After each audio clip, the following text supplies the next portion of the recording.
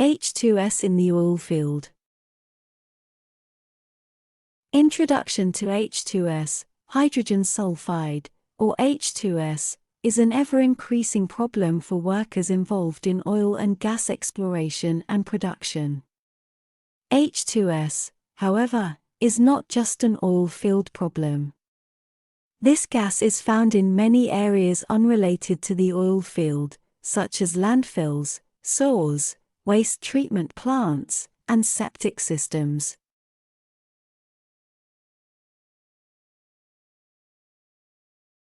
Where does H2S come from? H2S is formed in the process of the natural decomposition of organic matter. This is the reason that it shows up in many different locations. Another source of hydrogen sulfide is as a byproduct during a reaction between any acid and any sulfur compound.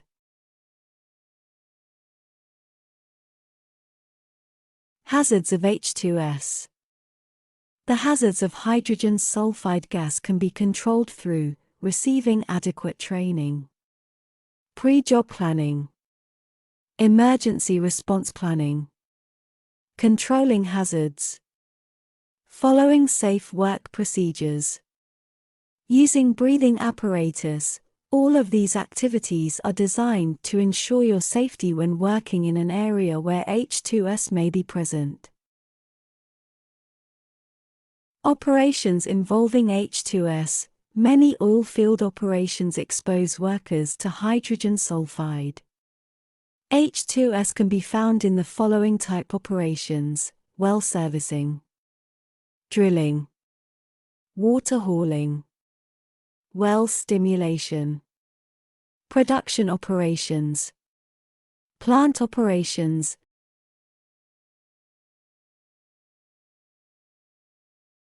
Sources of H2S. Oil field workers can expect to find H2S at several specific locations involving different types of operations. Here are some examples of the specific locations where you could expect to find H2S: confined spaces, tank batteries, shale shakers, and mud pits, circulating tanks, wellheads, produced water, liquids, and H2S. Hydrogen sulfide may be dissolved in liquids and then released if agitated, depressurized, or heated.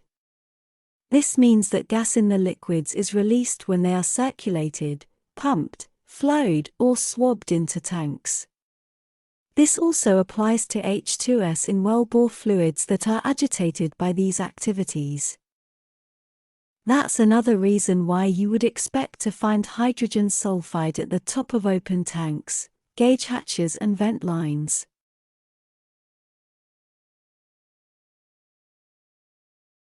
Characteristic of H2S. It is important that you know the characteristics of H2S.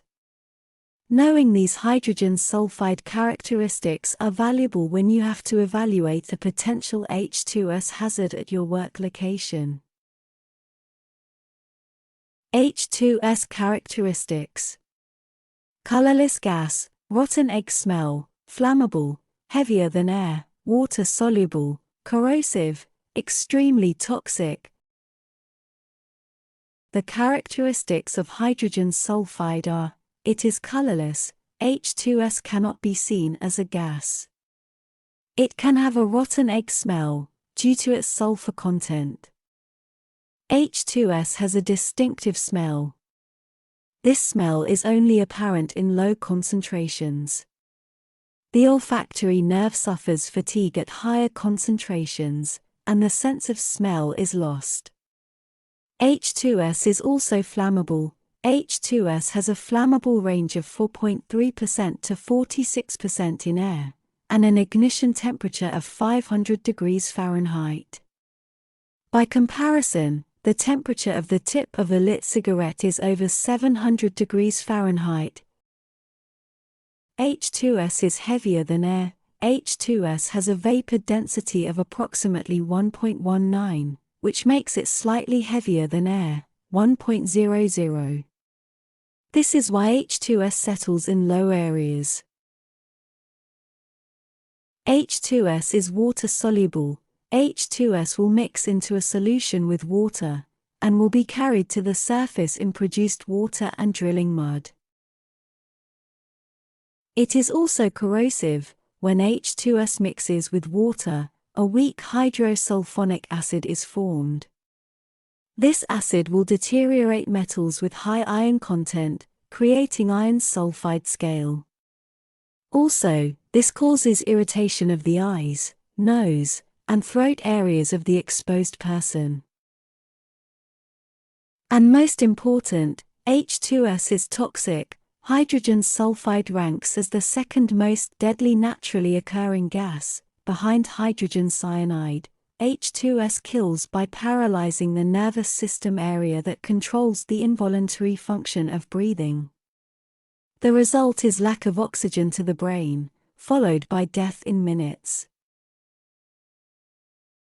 Toxicity of H2S. As has been emphasized, H2S is extremely poisonous. Below is toxicity information for H2S. It contains important information concerning H2S at different concentrations. At 1 ppm there is a detectable rotten egg odor. At 10 ppm, that is the maximum allowable exposure level and the alarm set point for personal monitors. A concentration of 20 ppm will result in irritation of the eyes, nose, and throat areas. 50 ppm of H2S causes a loss of the sense of smell, headache, and dizziness from lack of oxygen. 100 parts per million is the IDLH or immediately dangerous to life and health level for H2S. No work is allowed without the use of the body system. 200 ppm causes severe eye, nose, throat irritation, headaches, dizziness, and nausea. When the concentration reaches 500 parts per million, unconsciousness occurs within a few minutes along with respiratory paralysis, followed by death. At 1000 ppm the victim becomes unconsciousness immediately. Death results in 4 to 6 minutes, if not rescued promptly. Corrosivity of H2S. Hydrogen sulfide is highly corrosive. This may cause problems such as iron sulfide scale production, which is dangerous when disturbed. H2S can be released back into the environment in dangerous quantities during the removal of this scale. Iron sulfide scale can also burst into flames if allowed to contact oxygen. Hydrogen stress fractures can occur due to hydrogen embrittlement, which can cause failures of the metal components. Detection equipment. Many facilities will use some form of fixed monitoring devices to detect and alert workers to the presence of hydrogen sulfide. If a release occurs, the sensors will detect it, an alarm will sound, and a light will usually flash. These devices are placed with the sensors in the areas a release is likely to occur, and the lights and alarms where workers will be able to see and hear them. The monitors commonly have alarm set points at 10 ppm, low, and 15 or 20 ppm, high. At times, it will be necessary to use personal monitors. These devices are preset to alarm at 10 ppm, and frequently come equipped with a light that flashes, a beeping alarm, and a vibration alarm. These are to be worn on the personal body, and outside all clothing. It is recommended that they be placed up high on the body, preferably within 18 inches of the nose and mouth.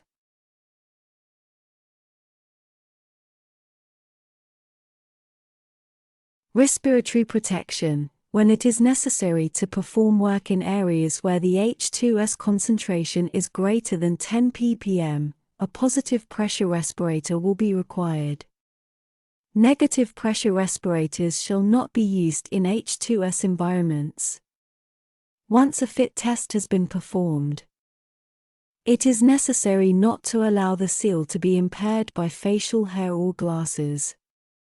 Many locations will not allow persons entry with improper facial hair.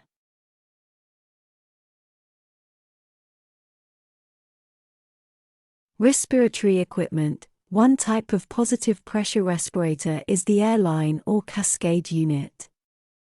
This device will provide the wearer with a clean air source from compressed air cylinders and hose assembly.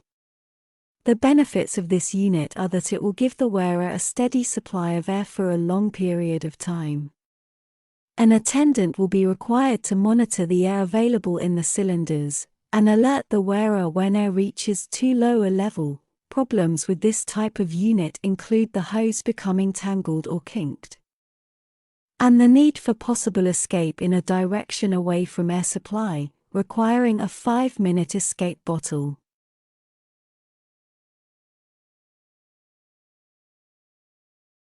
Another type of positive pressure respirator is the SCBA or self-contained breathing apparatus.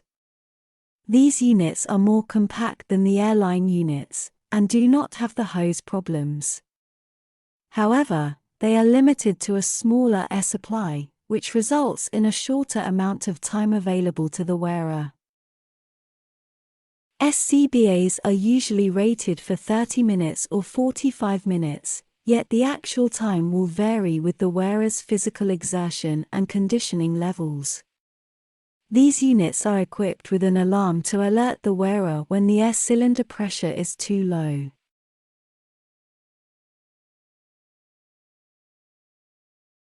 Emergency response. Medical experts tell us that, without a continuous supply of oxygen, the brain can only survive 4 to 6 minutes. That is the reason it is so important to get the H2S victim to a safe area as soon as possible. At the pre-job safety meeting, the designated safe areas should be established and a rescue plan be designed to get the victim or victims to fresh air and resuscitate them within 3 minutes. If someone is overcome by H2S, leave the area immediately, utilizing an escape mask, if provided. Evacuate upwind or crosswind and report to a predetermined safe area. Make your emergency notification according to your emergency action plan. Details must be given to ensure a timely response by EMS personnel. If available, send someone out to meet them and bring them into the site.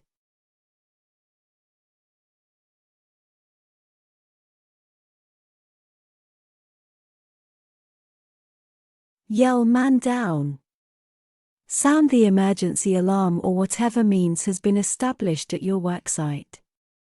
Notify someone, such as a dispatcher or supervisor, of the situation so emergency assistance can be made available. It is important to remain as calm as possible so you can determine the number of victims and to determine if any additional safety hazards exist. It is vital that you put on a breathing apparatus before attempting any rescue. The oil field is full of stories about workers being fatally injured trying to rescue co-workers without respiratory protection.